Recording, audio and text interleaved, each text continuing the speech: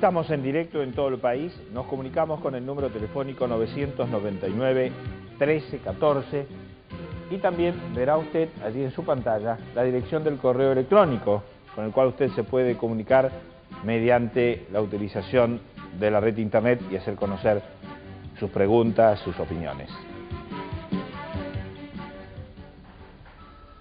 Usted no se llama Silo. No, claro, no. Me llamo ¿Eh? Mario Luis Rodríguez. Pero lo conocen mucho menos por Mario Luis Rodríguez que por Silo. Sí, creo que es así. ¿Y de dónde viene Silo? Es un seudónimo, se fue formando, yo creo, en la época en que hacía gimnasia. Un gimnasta bastante destacado en su momento, y esa forma larga y espigada, pues fue asociando esta cuestión de los hilos. Ajá. ¿De los hilos? Claro, los hilos con esas características de ahí viene, alargaditas. del acopiador de grano. Claro que sí. ¿Y le gustó esto a usted del Silo? Sí. ¿Y esto lo eligió usted o alguien? Esto se convirtió luego en seudónimo literario, porque sí. había que... Pero esta adopción, ¿no? Decir, sí, bueno, yo quiero llamarme desde el punto de vista literario Silo. Ah, sí, sí, eso es. Esto es mío. Sí, claro. ¿Y con quién lo habló? Con distinta gente, con amigos, con esos grupos de amigos con los que comenzamos a hacer una cantidad de estudios allá por la década del 60. En esos grupos había estudiantes de ciencias políticas, de psicología, algunos profesionales. Empezamos a estudiar varios temas, entre otros la crisis que ya se venía sobre nosotros, y fue el momento de preparar también algunos trabajos, preparar algunos escritos. ¿Siempre desde Mendoza? Siempre desde Mendoza. Ajá. ¿Y estos amigos y estos grupos se formaron en Mendoza? Básicamente se formaron ahí. Luego, cuando esto empezó a tomar un poco características de movimiento y nos pareció interesante que se conectara la gente de otros lugares, se desplazó hacia Santiago de Chile, porque es muy próxima a Mendoza, claro, y hacia Buenos Aires. Entonces, digamos que ese desplazamiento. A ver si yo... Usted corríjame en el tiempo, claro. ¿no? Fines del 60, principios del 70, claro, algunas calles de algunas ciudades, sí, Buenos Aires, por sí, ejemplo, sí, tenían una inscripción que era Silo. Así es. Silo. Así es. Pintadas. Sí, sí, sí. Y uno decía, pero ¿qué es Silo? ¿Quién es Silo? Claro. ¿Y quién es Silo? Bueno, yo creo que es una persona bastante tranquila, muy de provincia, y con algunas preocupaciones y también con algunas aficiones, ¿no es cierto? ¿Aficiones a qué, por ejemplo? A las cosas buenas de la vida, la solidaridad, la amistad. Sí, se me cayó el micrófono. ¿Y entonces? Y con algunas críticas también hacia un determinado sistema, hacia un determinado comportamiento personal y social.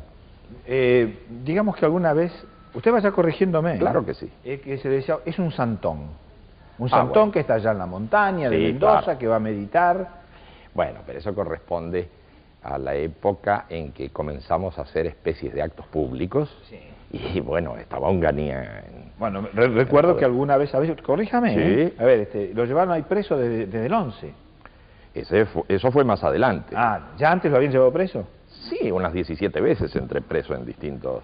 ¿Iba preso por qué? Y por desorden público. Ajá. Ese era el argumento. Pero parecía que formaba usted parte, sí, que era la cabeza visible, sí, de una secta religiosa. En realidad era un movimiento bastante cercenado en su expresión pública, por eso se usaban esos recursos tan de base, como era pintar, panfletear y todo aquello. Cualquier día en épocas de ese despotismo del momento íbamos a poder salir por los medios de difusión y demás, todo lo contrario. Y yo me acuerdo que usted iba a hablar en la plaza. Por supuesto. Pero antes de que pudiese hablar, lo llevaban preso. Claro. Estaba bien eso, claro. Esa era la imagen. Eso es exactamente así. Por ejemplo, en la Casa Suiza hicimos un acto, sí, pero antes de poder hablar fuimos presos 500. Eso es un escándalo, hasta desde el punto de vista numérico. Sí, se llevaba a todos los que... Todos. Usted y todos los demás. Todos. Ajá. Y cuando a usted le decían que era un santón... Me hacía gracia, ¿no? Le hacía gracia, sí, ¿nada más? ¿O le molestaba? No, ni quita ni pone. Ni quita ni pone. Ajá. Y esto fue... ¿por qué? ¿Le molesta o lo gratifica o no lo quiere a lo mejor por usted mismo, Sí, porque sí. le parece demasiado que le digan que es el fundador del movimiento humanista, como se conoce No, para hoy. nada, me parece... ¿Esto es correcto también? Es correcto. Ujú. Es un reconocimiento de un hecho que a mí y a mis amigos nos parece de cierta importancia. El hecho de que se Cuando haya habla de podido... sus amigos, ¿quiénes son sus amigos? Estos colaboradores, esta gente con la que comencé a intercambiar, como le digo, en los primeros pasos que dimos. Pero hoy no son aquellos solos, aquellos No, que parecían claro, una secta. claro, En todo caso, no. hoy será una secta más grande. Claro, ¿No? claro, seguro. Sí, ahora ya la cosa es bastante distinta en cuanto a su difusión, a su distribución en el mundo. Por ejemplo, a más de Chile y más de Buenos Aires y Mendoza. Sí. Bueno, entre comillas, gracias a los regímenes militares, mucha gente perseguida del movimiento, mucha gente que fue presa, que fue encarcelada, también asesinaron algunos, se dispersó. Acuérdese que en aquella época daban la oportunidad, en algunos casos, de poder emigrar del país a los que estaban detenidos. Entonces mucha gente se dispersó hacia Europa, básicamente por razones lingüísticas y razones de proximidad cultural. Se dispersó mucha gente a España, en principio, y a Italia. Y bueno, a diferencia de muchos exiliados políticos que se refugiaron en esos países y se quedaron añorando su punto de origen, estos comenzaron a recomponer sus actividades y a difundir el movimiento y a difundir sus propuestas. Pero terminó en un partido político. Claro, el partido es una de las tantas expresiones del movimiento humanista. El movimiento humanista tiene preocupaciones muy amplias. Es un poco como pasó con el socialismo. El socialismo en su momento llegó a constituir una especie de cultura. No era simplemente un partido político. Era una cultura... Es una práctica de vida. Claro, una práctica de vida, una estética, una forma de ver el mundo y por último una sensibilidad.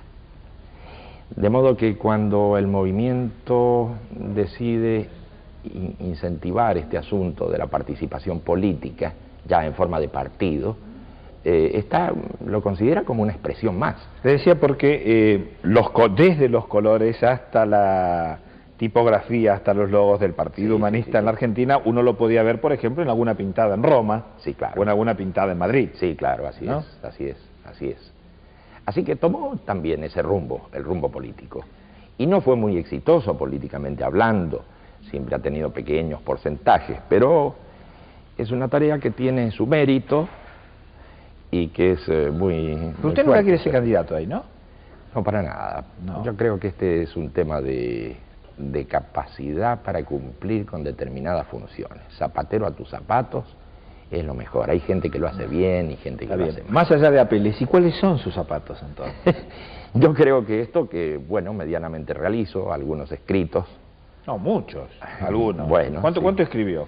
Y unos cuantos libros, sí. ¿Cuántos? No No sé, sabe, serán no sabe. 10, 12, 13. Por ahí. Sí, sí. Y... Algunos con prólogos, no sé si estoy bien informado, con Gorbachev. Sí, sí, sí. Hay No sé cosas por qué así. apareció Gorbachev ahí en su vida. Porque, bueno, nosotros ya estábamos en contacto antes del esfuerzo de la perestroika, ya estábamos en contacto con algunos académicos soviéticos de la época que constituían en parte el campo de la disidencia. Entonces había correspondencia, había algún tipo de intercambio, y Gorbachev encarnó eso en gran medida. ¿Y usted qué estudió?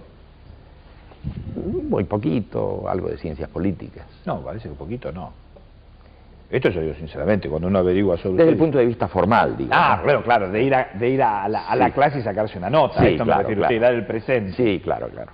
Pero fuera de esta formalidad, aún en el nivel terciario. Bueno, un poquito incursión en el campo de la filosofía y en los temas sociales. Y si uno dice que usted es un pensador, guste o no guste, que coincida o tenga disenso con usted, ¿estaría mal para calificarlo? No, no estaría mal.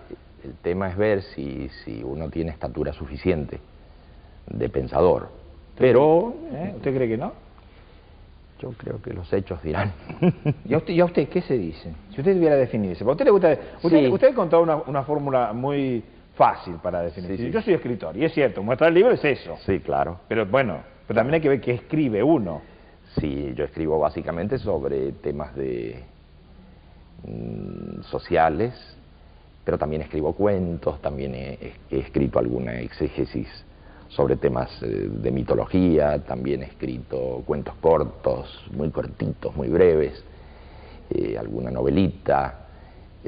Ahora estoy por incursionar en la producción de la obra teatral. ¿Ahora? Bueno, sí.